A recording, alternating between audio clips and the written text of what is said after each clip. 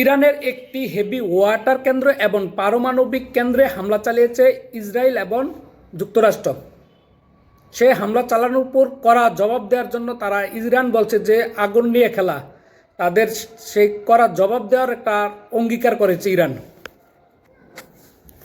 মধ্যপ্রাচ্যের ভিতরে ইসরায়েল এবং যুক্তরাষ্ট্রের যত শিল্প প্রতিষ্ঠান আছে, ওই শিল্প প্রতিষ্ঠানগুলোতে তাদের কর্মীদেরকে সরে দেওয়ার জন্য ইসরায়েলের যে ইরানের ইসলামিক বিপ্লবী গার্ড তারা কিন্তু আপনার করেছে, যে নোটিশ দিয়েছে, একটা বিবৃতি দিয়েছে যে আপনারা এই প্রতিষ্ঠান থেকে আপনারা সরে যান, কারণ তারা তাদের যেই পারমাণবিক কেন্দ্রে হামলা চালিয়েছে তার জবাবে তারা মধ্যপ্রাচ্যের যুক্তরাষ্ট্র এবং ইসরায়েলের যেসব অংশীদারিত্বের প্রতিষ্ঠান রয়েছে, শিল্প প্রতিষ্ঠান রয়েছে, সেসব শিল্প প্রতিষ্ঠানে তারা হামলা চালাবে।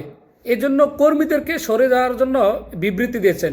জানেন যে মধ্যপ্রাচ্যে ইসরায়েল এবং যুক্তরাষ্ট্রের মালিকেরাধীন অনেক বড় বড় প্রতিষ্ঠান রয়েছে, সেই প্রতিষ্ঠানগুলোতে কিন্তু অলরেডি ইরান হামলা শুরু করে দিচ্ছে, কারণ তার আগে যে বিবৃতি দিয়েছিল যে কর্মীদের যেন সরে যাওয়ার জন্য, পাল্টা হামলার জন্যই কিন্তু তারা এই ঘণ্টাখানেক ভিতরে হামলা শুরু করে দিয়েছে।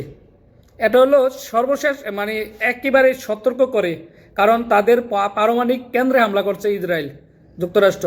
তার পাল্টা জবাবে তারা কিন্তু বলছে যে আপনারা দেখেন আল জাজিরার যে তারা কিন্তু বলছে যে তারা অঙ্গীকারবদ্ধ, তারা পাল্টা জবাব দেবে। আর অঙ্গীকারবদ্ধ ইরান কিন্তু এটা বলে দিয়েছে যে তারা কিন্তু পাল্টা জবাব দেবে। মধ্যপ্রাচ্যের উপসাগরীয় দেশগুলোতে যুক্তরাষ্ট্রের শেয়ারে থাকা, কারণ শেয়ারে থাকা অনেকগুলো কোম্পানি রয়েছে, সেই কোম্পানিগুলো কি হবে, ইরান কিন্তু তার জবাবে কি করবে সেটাই এখন দেখার বিষয়।